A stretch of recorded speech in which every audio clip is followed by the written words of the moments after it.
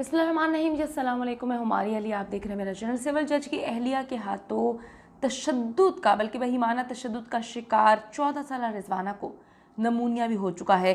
अपना गंद यहाँ से उठा के ले जाओ। जज की अहलिया ने बच्ची को जब फेंका तो वालिदैन को ये बोला, वालिदा ने चीख चीख के हकीकत बता दी, लेकिन उसकी हकीकत और उसकी बातें सुनने वाला इस वक्त कोई मौजूद नहीं है, क्योंकि पैसा चला दिया गया है। और जज हैं पाकिस्तान में, ऐसा लगता है कि जी हर चीज़ ही अब उनकी ग़ुलाम है और वो अपनी बीवी को बचाने के लिए किसी हद तक भी जाने के लिए तैयार हैं। अदलिया के फैसले ऐसे हालात बना रहे हैं कि बच्ची के वालिदैन मुकम्मल तौर पे हथियार डाल दें, उनकी बच्ची ज़िंदा रहे या खुदा ना खास्ता दुनिया से चली जाए, कोई उस औरत को सज़ा ना दे जिसने एक चुड़ैल का, वैम्पायर का रोल प्ले किया है। जज की बीवी को पागल बनाकर अब बचाने की तैयारियां कर ली गई, क्योंकि जज साहब को बहुत अच्छे से पता है कि इंसाफ किस तरह से करना है, और अब वो इंसाफ के सारे तकाजे पूरे कर रहे हैं।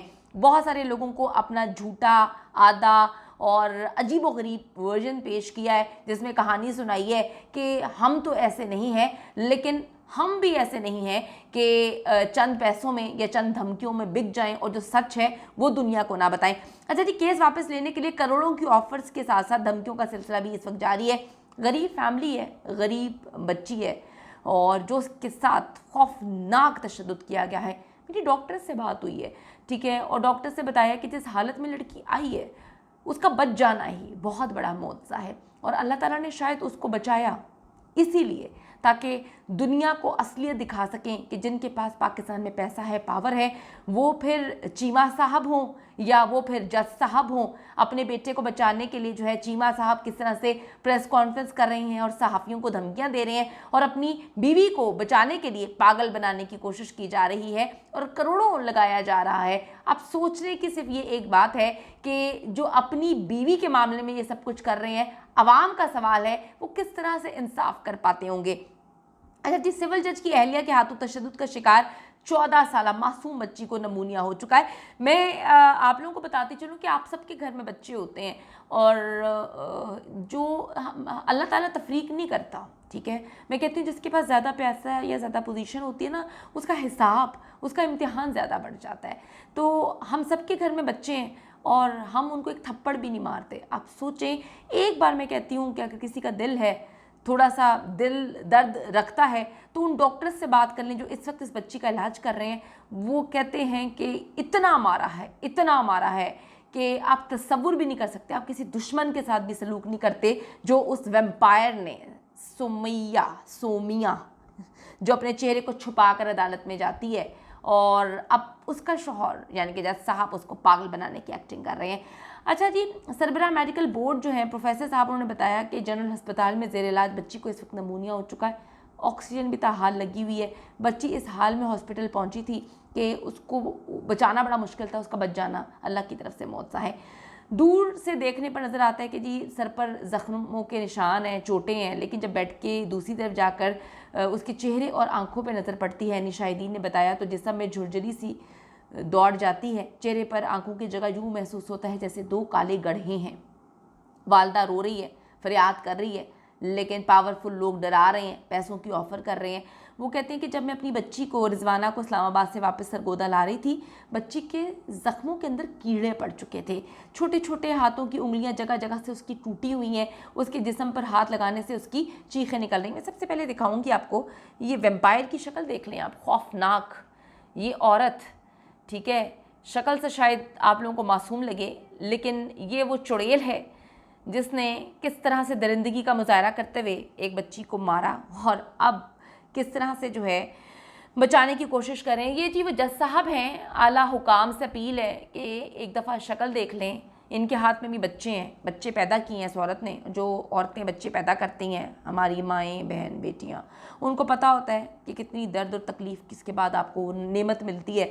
तुम्हारे हाथ में तो बच्चे हैं, तुम्हारे अपने भी बच्चे हैं, लेकिन किसी के बच्चे को सिर्फ इसलिए कि वो गरीब हैं, तुम्हारी जैसी उनकी पोजीशन नहीं है, तुम उनको मारोगी। क्या कहने हैं। वो कहते हैं जी बच्ची के हाथ टूटे हुए हैं, बच्ची के साथ बहुत बुरा सलूक किया गया है, बच्ची को बहुत मारा पीटा गया है, और मासूम बच्ची का ये हाल है। ये हाल करने वाली जज की बीवी, ठीक है, जज आसिम हफीज़ की बीवी सोमिया को अदालत में ज़मानत पर रिहा कर दिया गया है। क्या कहने हैं, क्या बात है।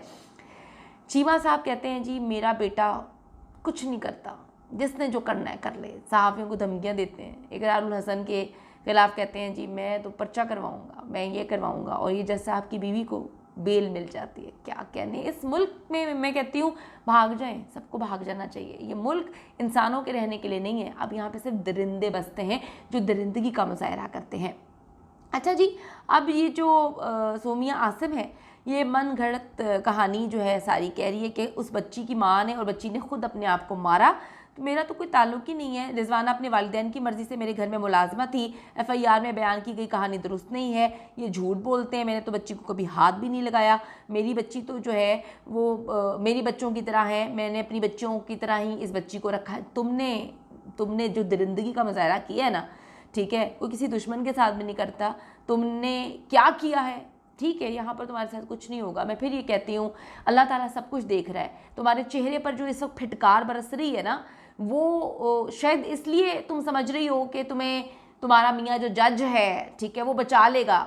हम इस पर बात नहीं कर सकते, लेकिन अल्लाह ताला सब कुछ देख रहा है। जो तुम्हारे साथ होगा वहाँ पे भी तुम झूठी कहानियाँ सुना देना जो अल्लाह ताला की CCTV में जो है वो कैप्चर हुई है।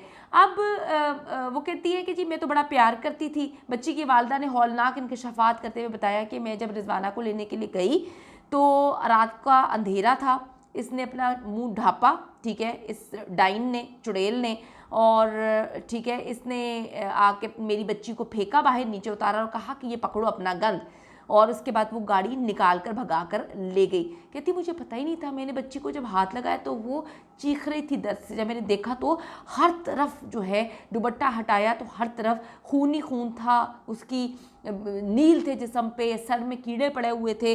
और उसने कहा कि मुझे बाजी ने बहुत मारा है, मुझे बाजी बस मारती गई। उसने कहा, बच्ची ने कहा, रिजवाना ने मेरी उंगलियां देखो, बाजी यूं उंगलियां जो है फंसाकर पीछे को मरोड़ती थी। बाजी के इतने बड़े बड़े नाखून थे जो वो मेरी आंखों में घुसेड़ती थी। अल्लाह, मैं कहती हूँ कैफरे किरदार तक पहुँचाए। इस दुनिया में अगर इंसाफ नहीं होता तो जिस दरिंदे ने भी इस मासूम बच्ची के साथ दरिंदगी की है, अल्लाह ताला आप उसके आगे लेकर आएँ, उसकी नस्लों के आगे लेकर आएँ, अल्लाह ताला उसको बर्बाद कर दे।